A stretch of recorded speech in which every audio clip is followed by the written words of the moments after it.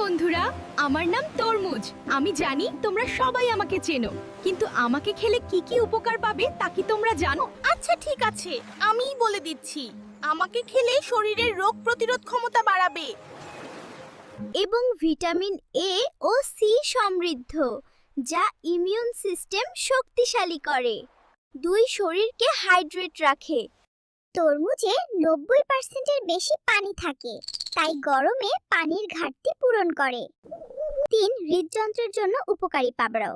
Lycopene নামক antioxidant হৃদরোগের ঝুঁকি কমাতে সাহায্য করে। 4, চোখের স্বাস্থ্যের জন্য ভালো করকন। ভিটামিন এ থাকার কারণে চোখের দৃষ্টি রক্ষা করে।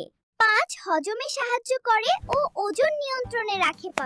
ফাইবার আছে, ক্যালোরি কম, তাই হজমে সাহায্য করে ও ওজন নিয়ন্ত্রণে রাখে। ফাইবার আছে, ক্যালোরি কম, তাই হজমে সহায়ক ও ডায়েট ফ্রেন্ডলি।